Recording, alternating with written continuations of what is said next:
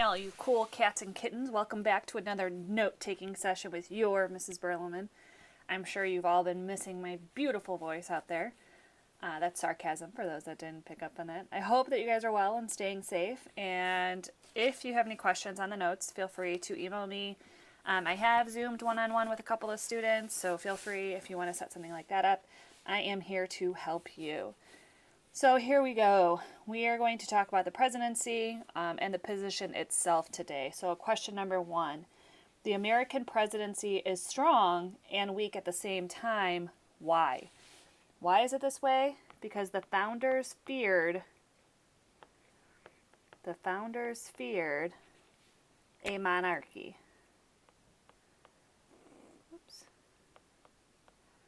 Or anarchy. So they wanted the president to be weak enough where that the president would never become a king, but they also wanted the president to be strong enough to prevent any kind of anarchy. So there are limits on power, but there is also power, basically what it comes down to. And just a side note, differences with other countries. So in the United States, we have our cabinet, our Congress. In the UK, that cabinet is part of the parliament, but they do have that parliament, and that monarchy doesn't have as much influence. And in the United States system, the president is actually considered an outsider because he is his own branch, while the prime minister is considered an insider. So just final note on this, there are limits on power.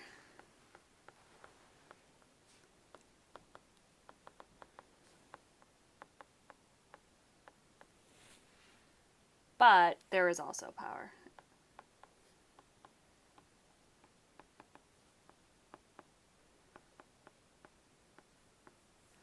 All right, so let's get into what some of those powers are. So first we have the formal powers of the president. You can find all of these in the Constitution, Article 2. So again, it's good for you to know these different articles of the Constitution for the AP test. So first, one that you probably all know, Commander-in-Chief. And that position is what lets the president send people overseas, what lets the president bomb areas without congressional approval. So that's all because of the commander-in-chief. And the president has the power to commission.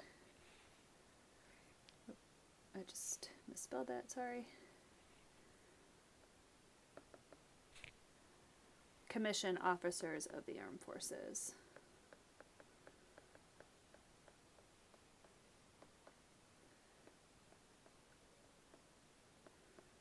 Okay.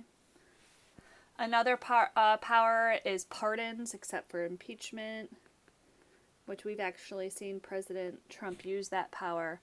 And just in case you're wondering, yes, the Tiger King did ask for a pardon from President Trump. We'll see, though. They can fill vacancies.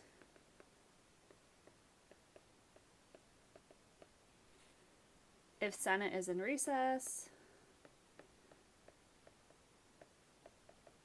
So what that means is if a senator, so for example, there was a senator who died in a helicopter crash, the president had the power to fill that position. The president, mainly though the vacancies are going to fill if the Senate is in recess, are those judge positions because the court will still be functioning, as well as the ambassador positions. The president has the power to convene Congress in special session.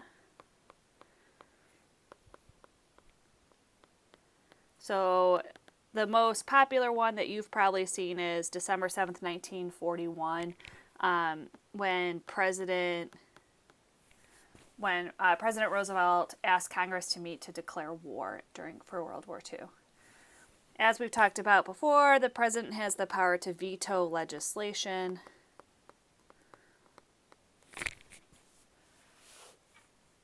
The president has the power to appoint department heads of lesser officials.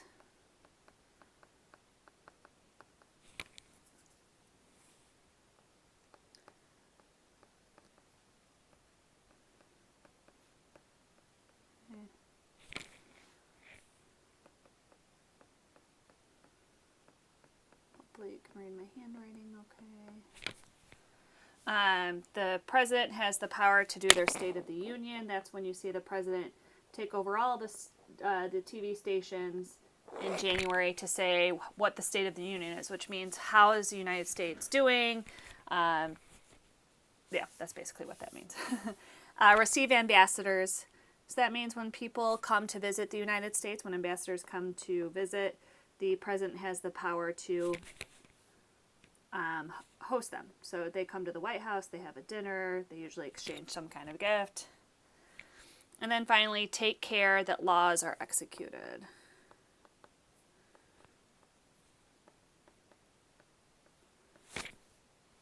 Laws are faithfully executed. And for this, think Little Rock Nine. So when in Little Rock Nine, when they refused to desegregate the schools, the president sent in the infantry to force the school to desegregate because it was a federal law. Now I'm going to go and I'm going to put little stars next to some of these, and these stars mean that this is not a shared power, which means the president can do this without getting permission from anybody. Okay. So these are the things that Congress can't do anything about it if the president wants to do it. So for example, convene Congress in special session, that's considered shared because even though the president holds them in special session, they don't have to do what he says. Veto legislation, they can override with a 2/3. So it's only a few things that are just an unequivocal power. You can't touch that. So now we're going to talk about the informal powers of the president. The informal powers of the president, you know what, I lied. Go back up. We're going to draw a little line right here. And I'm actually going to make a powers shared with Senate section.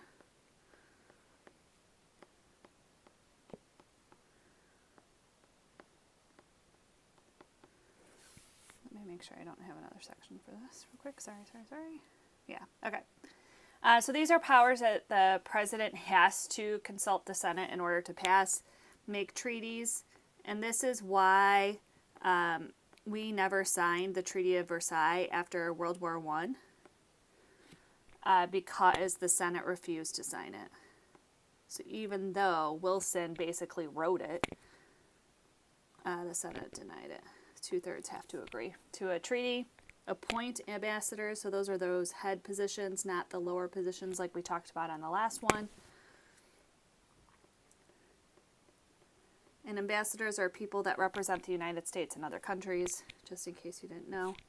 Appoint those higher officials, like the head of the EPA would be a good example of one. And then finally, that Supreme Court nomination, which we've talked about before.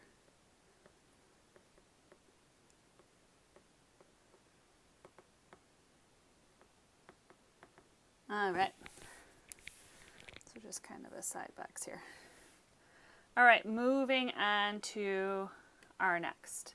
The informal implied powers. This is actually a great source of power. And what this means is that they've taken the Constitution and they've implied that the president should actually have more power than he does. The Founding Fathers just didn't realize that that was a power that the president needed at that time. And so this is actually where you see the president using most of their power today. So first and foremost, organizing the federal bureaucracy. And we will get all into the bureaucracy next week. But the bureaucracy is actually what makes sure people follow the laws that are passed by the legislative branch. So, for example, your EPA. The EPA is a bureaucratic agency, and that bureaucratic agency's job is to make sure that when they say you can only use so much CO2, you can only allow so much CO2 to go into the air, they're the ones that make sure that that happens. And that's part of the bureaucracy because the president's job is to enforce the law. In order to enforce the law, using that bureaucracy, you must find support in the Constitution. So the president does have to find support in the Constitution saying that this is something that is allowed.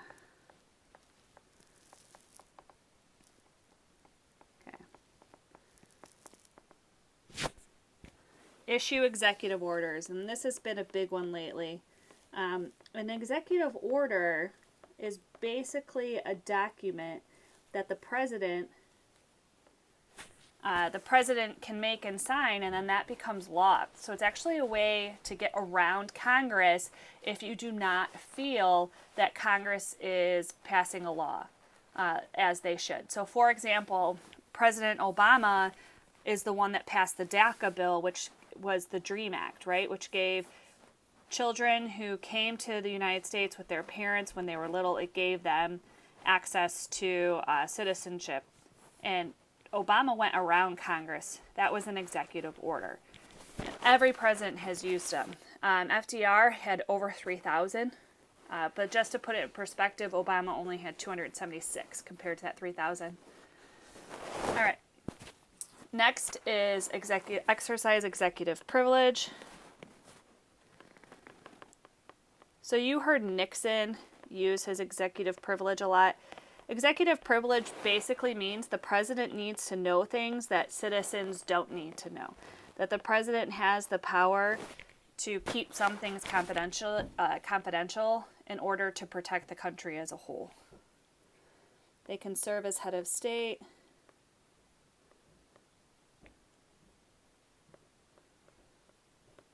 So basically they represent the United States. They have power to persuade, which we see really with the media now.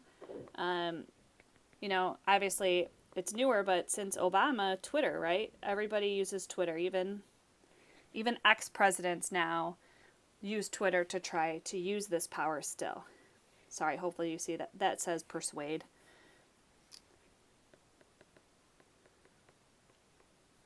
Okay. And I would say Twitter is Trump's number one use. That's how he tries to use his power to persuade. Commit troops because the president is the commander-in-chief. We have implied that means they could commit troops, so that's what's happened in Korea, Vietnam, Afghanistan, Iraq. All of those were the implied power to commit troops. And then finally, emergency powers.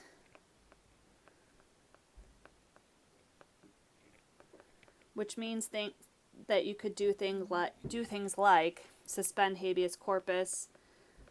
So we saw this after September 11th when if you were a suspected terrorist, you could be sent to Guantanamo Bay without charges. So that was your habeas corpus being suspended because we are in a time of crisis. I will be shocked if the emergency powers, because of the coronavirus epidemic, aren't going to be used soon. All right. Now some limits on that presidential power.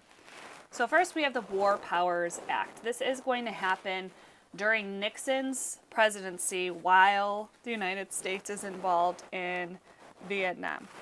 Okay? This intended to stop the president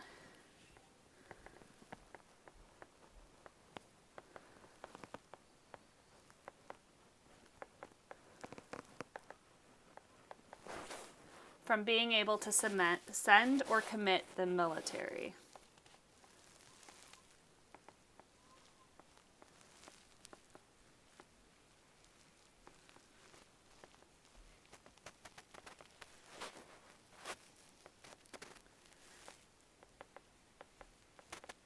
And this will actually be vetoed by Nixon, but Congress will override.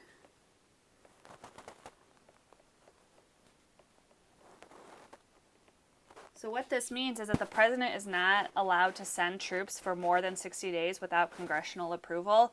However, this has never been used. So it's never been enforced. Because think, who's supposed to enforce? And is the president going to enforce that on themselves? Next is the Budget Reform Act of 1974. Congress can maintain their own budget.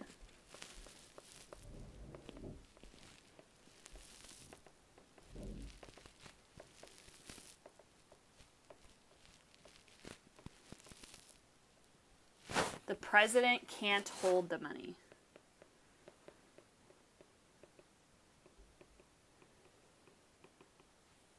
So basically what happened, this is the Nixon administration again. Nixon was impounding funds, which means that he was not releasing the money to Congress for them to be able to appropriate it in the budget. The budget just remember, the president makes the budget, passes it to Congress. Congress usually accepts the budget or will send something back, or they'll talk through that budget. And when we have a government shutdown is when they can't come to an agreement on that budget. But Congress has those purse strings. And Congress is the one that has the money that then gives it to the different bureaucratic agencies and gives it out to the people who are supposed to get it. What was happening was Nixon was not giving the money to Congress in protest of something that Congress had done. And the Congress said, you can't do that. The president can't hold money in their own protest. They have to release the money. They could not pass the budget, which is when we have a government shutdown, but they have to release the money. This next section is kind of a hodgepodge of different things, so I'm just going to define things individually so we know what it is. War, recession, media coverage, scandal, gridlock. President is most powerful immediately after taking office because this is the honeymoon period. Okay. And you do, so if Trump gets reelected, there will be another honeymoon period. It's usually not as drastic. And the reason why we know this honeymoon period occurs is because right after a president is elected, their approval rating is usually the highest that it will be the entire time they're in office. And that's because they haven't really done anything yet. They haven't upset or made happy the American people, so the American people are just content. And usually after a president is reelected, you'll still see an increase in the approval rating because people are excited that their candidate got back into office. So you do have this period, and that's why everyone always talks about the first 100 days, because the first 100 days is when Congress and the American people are going to be on the president's side. And so the president can get a lot done in those first 100 days. And so a lot of people will judge whether or not a presidency is going to be good or bad based on how those first 100 days go. War. When a president goes to war, is in war, it can actually go either way for popularity. Okay, so it can go either way. Some people, so FDR, it gave him a huge surge in his approval rating because people thought that was the right thing to do. But Iraq, it hurt Bush, so it could definitely go either way. Recession. So if the economy is not doing well, even though the president is only one man, and even though the president doesn't have a lot of control over the economy, the president will be blamed for the recession. And so that president will lose approval rating. Media coverage. Media coverage drives an approval of the president, how long they're in the media, is the media positive or negative, etc. And again, those first 100 days are analyzed a lot in the media. Scandal.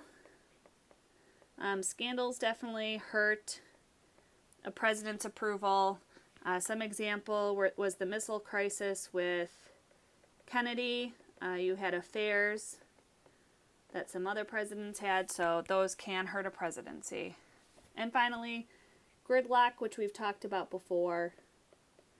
If the president is a different political party than Congress, it's hard for that president to get much done. All right, now we're going to get a little bit into the position of the presidency, and we have what's called the rule of propinquity. The rule of propinquity basically means how close are you to the president? And I'm not talking like he's my best friend. I'm talking physical space. So if you are someone who is in the room with the president every day, then because of the rule of propinquity, you have power. So the strongest group of people in our government are the White House office staff when it comes to the president. And that is your chief of staff. That's your press secretary.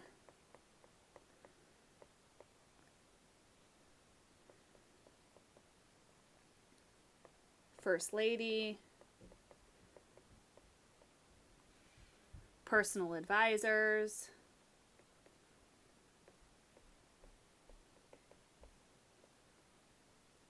and you can hire these people and fire them at will. And the American people don't vote for them. So a lot of people don't like that the White House staff is so powerful, and yet the American people have no say on who they are. And the reason why they're important, they are in the room. If you've seen Hamilton, they're in the room where it happens, the room where it happens, the room where it happens. They're in the room. All right. Next, so this would be the next closest to the president, is the Eisenhower Executive Building, which is literally across the street from the White House.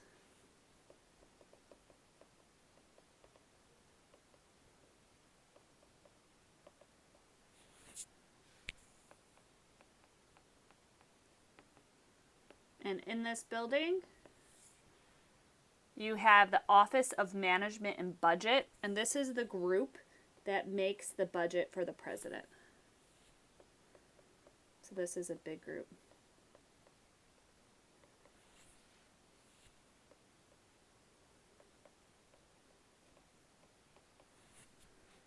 And then you have the National Security Office.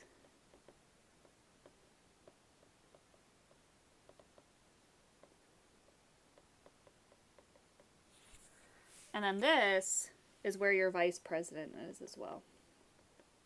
So your vice president is not in the room. And that's why the vice president doesn't have as much power as people think. And then the farthest group from the president is definitely that cabinet. And that cabinet does not have that much power. And it's not unusual for the president to go against what the cabinet says. They are not in the room.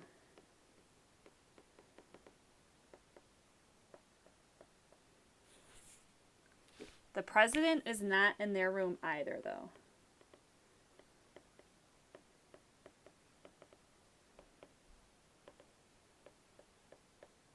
And this is important because that means that they get to act more freely. So if you are the Secretary of Education, then you can enforce education laws the way that you want to. You can make decisions about education without actually having to check with the president. So you actually have a little bit of freedom.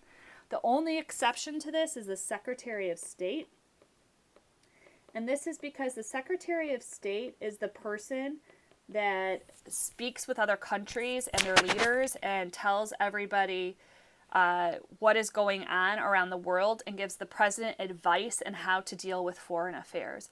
So the president and the Secretary of State do communicate on a regular basis, and the Secretary of State will not act without presidential approval.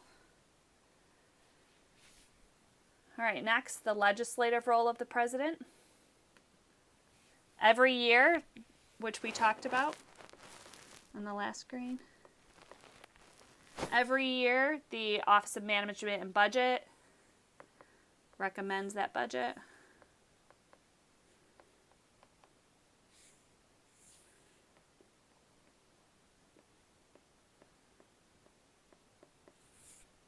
And usually Congress accepts. Usually this isn't an issue, but you guys have actually seen it be an issue and have seen a government shutdown before. The president is a chief legislator. They are allowed to influence policy, and the president can write legislation. Okay, the president can write legislation. The president just can't introduce it to Congress. A congressperson has to introduce the bill, but the president could write the bill and hand it off to Congress. So they can use their influence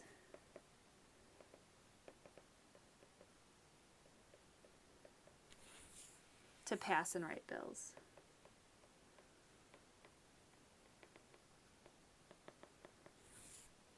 For example, in FDR's first 100 days, he used this power.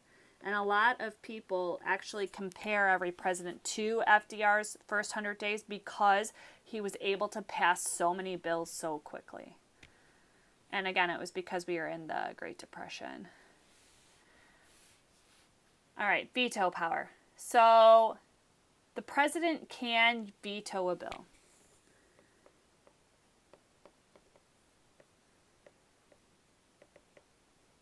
But this rarely happens. It's actually considered embarrassing if a bill gets vetoed. It's embarrassing for Congress, but it's also embarrassing if that bill goes back to Congress and it gets overridden. And so both try to avoid the veto as much as possible.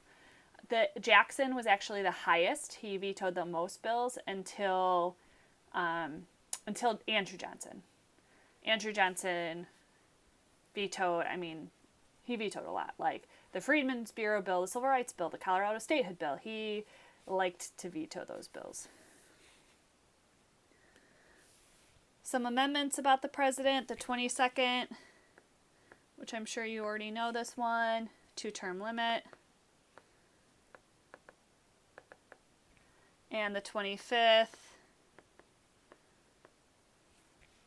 VP becomes president.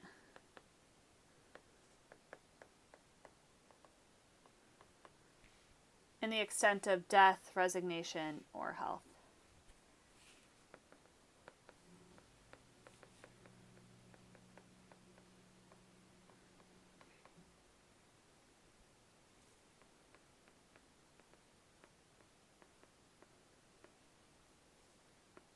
Okay, so this means if a president was deemed unhealthy, the president could also relinquish those powers to the vice president. When Ronald Reagan was shot and was in the hospital, this happened. And basically what happens is, in that situation, the vice president signs a little document saying, I'm president until the president is well. And then once the president is well, they sign a document saying, I'm no longer president. I'm back to being the vice president. So you may be asking yourself, Berleman, what exactly can the vice president do? Well, technically, the VP is the presiding officer. Presiding officer over the Senate. Which means that the VP is allowed to address the Senate, call the Senate, but they rarely do this. Really what their power in the Senate is right now is they are the tiebreaker vote.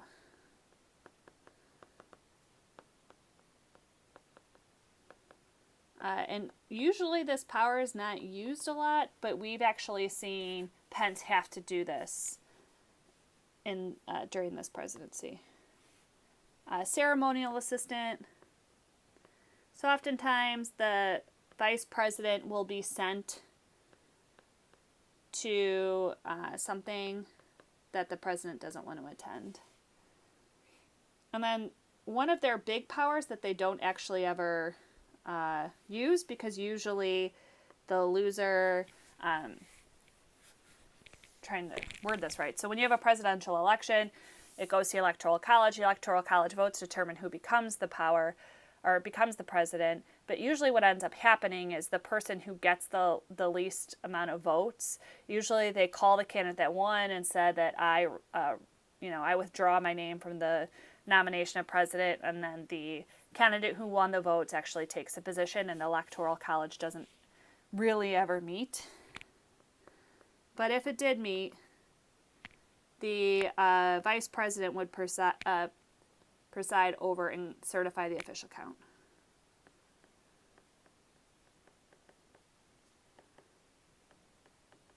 In the Electoral College.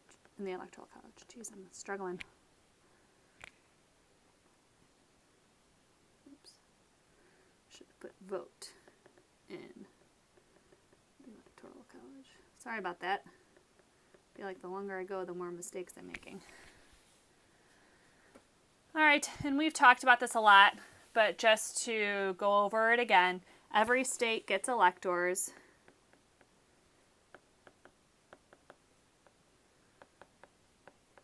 And those electors are your House reps plus your senators equals your electoral college, your electors. So for Illinois, we have 18 in the House of Reps. We have 2 senators, so we get 20 votes. Okay. California gets 55, which means they have 53 House of Reps, 2 senators, which means they have 55. So that's the formula for how many electors you get. Washington, D.C. gets 3 votes. And in order to win, the president must win 270 votes.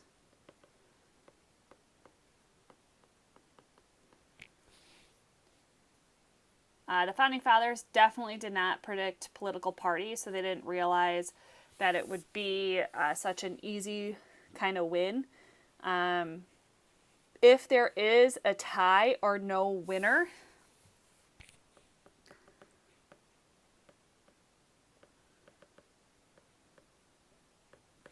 it will go to the House,